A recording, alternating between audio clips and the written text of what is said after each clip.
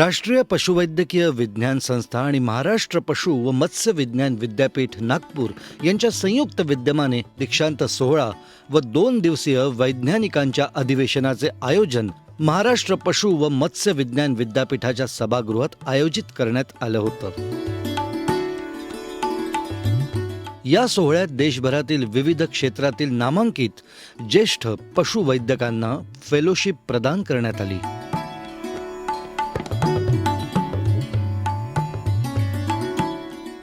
महाराष्ट्र पशु व मत्स्य विज्ञान विद्यापीठाच्या या दीक्षांत सोहळ्यात राष्ट्रीय स्वयंसेवक संघाचे सरसंघचालक डॉक्टर मोहन भागवत, केंद्रीय पशुसंवर्धन मंत्री श्री पुरुषोत्तम रुपाला, NAVS अध्यक्ष डॉक्टर DVR प्रकाश राव, माप्सूचे कुलगुरू डॉक्टर आशिष पातुरकर, कामधेनु पशुवैद्यक विद्यापीठाचे कुलगुरू डॉक्टर NP दक्षिणकर यासह केंद्रीय पशुसंवर्धन विभागाचे माजी सचिव तरुण श्रीधर उपस्थित होते।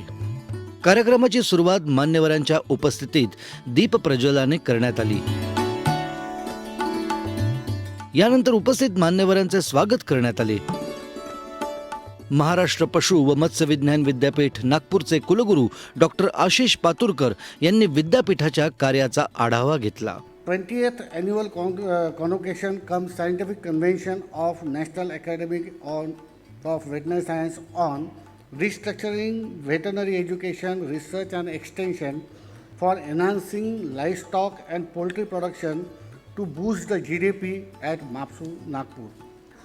We are proud to be associated with the noble profession that serves our country, rural economy in terms of income generation, employment, agricultural sustainability, diversification and foreign exchange earnings.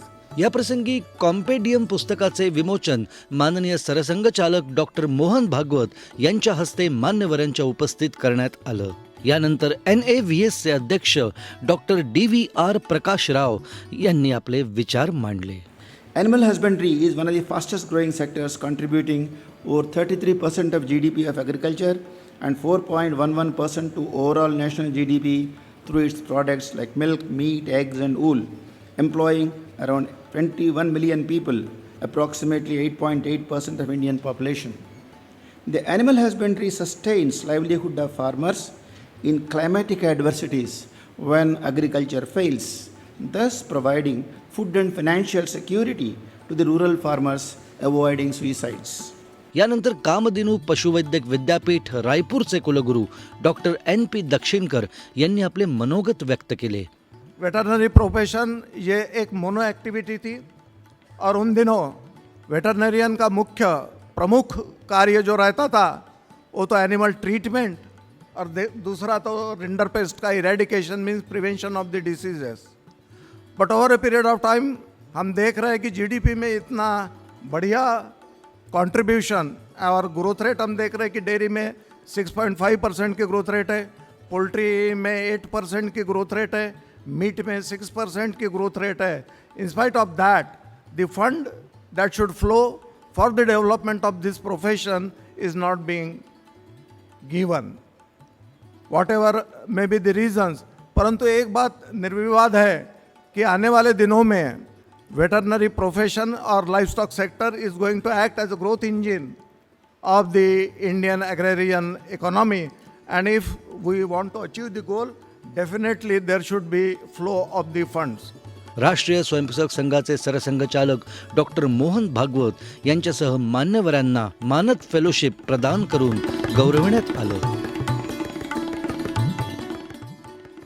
केंद्रीय पशुसंवर्धन मंत्री श्री पुरुषोत्तम रुपाला यांनी आपले मनोगत व्यक्त केले। सेव द सॉइल क्या है? ऑर्गेनिक, अपना कार्बन घट गया है और कार्बन घट गया, वो सवाल तो खड़ा हो गया, जवाब किसके पास है? जवाब किसी के पास नहीं है। जवाब अपने वेटरनरी विभाग के पास है। हमारी इंडिजिनस काव के उसमें इनका जवाब छिपा हुआ है, वो अकेला ही जवाब है। सो फिर से हम वहीं आएंगे, फिर से जमीन के कार्बन को सुधारने के लिए फिर गाय की ही जरूरत है। गाय के गोबर में ही एक क्षमता है और किसी में एक क्षमता नहीं। सो फिर से हमको वहीं आना पड़ेगा। प्राकृतिक खेती की बात चल पड़ी है। प्राकृतिक खेती होगी कैसे? बिना गाय के हो ही नहीं सकती, तो हम फिर से वहीं ही आ जाएंगे।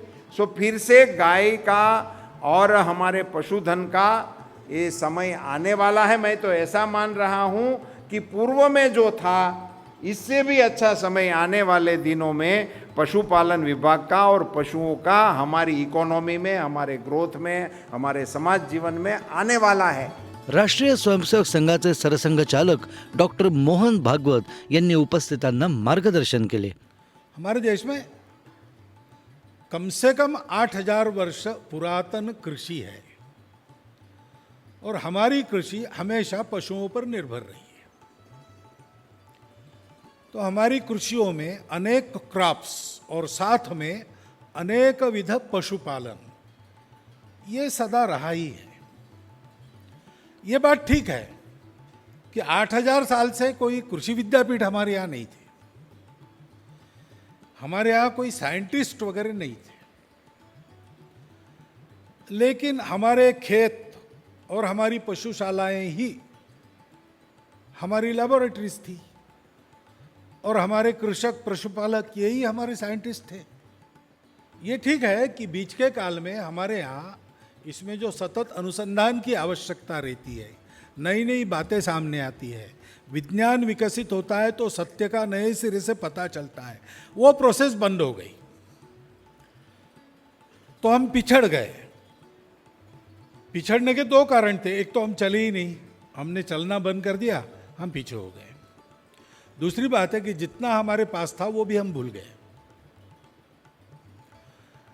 अब पिछड़ने का सवाल नहीं रहा, अब हम आगे भाग रहे हैं। विज्ञान की दृष्टि से, वैज्ञानिक दृष्टि से आज के ज्ञान के बराबरी में हम हैं। एक जोड़ इसको देने की आवश्यकता है, क्योंकि हमारी यहाँ की कृषि इतने दिन चलती रही, सतत चलती रही। हमारे यहाँ एग्रीकल्चर ऑपरेशन का नियम इस नाते फैलो जमीन रखने का रिवाज है, तो वो कोई आपत्ति आई इसलिए नहीं होता है। हमारा किसान अगर 5 एकड़ उसके पास है तो 4 एकड़ जोतता है, 1 एकड़ खाली रखता है। अगले साल वो 1 एकड़ जोत में लाता है, 1 एकड़ और छोड़ देता है। ये उसके निरीक्षण में उसको ये पता है। परंतु अफ्रीका जैसी कुमारी भूमि में जहाँ कोई खेती नहीं हुई थी, पाश्चात्य लोग गए, उन्होंने अपने तरीके से खेती की और 400 साल के बाद उनको जमीन के बंजर होने की समस्या का सामना करना पड़ा। हमने इतने हजारों वर्ष ये सब चलाया, हमारे यहाँ वो नहीं हुआ।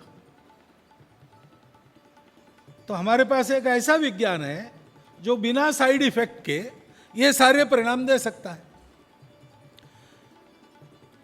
तो उसको याद करना, उसको कैसे जुटाया जाए वो है, वो ज्ञान हमको पता नहीं, हमारे किसान के पास आज भी है, हमारे जंगलों में आज भी है, उसका उपयोग होता है, उसके परिणाम भी मिलते हैं। और कई प्रकार के प्रयोग जनता में चल रहे हैं। हम तो यहाँ इंस्टीट्यूशंस की बात कर रहे हैं, इंस्टीट्यूशंस की बात करेंगे तो बजट की बात आएगी, उसको तो टाल नहीं सकते, क्योंकि हम सरकार में हैं तो खर्चा कैसे करना तो सरकार देगी। तो ये थोड़ा बहुत चलते रहता है। रूपाला जी ने कहा वो भी सही बात है, परंतु बिना सरकार के जनता बहुत प्रयोग कर रही है आजकल, पशुपालन में भी और खेती में। राष्ट्रगीताने कार्यक्रमाची सांगता झाली।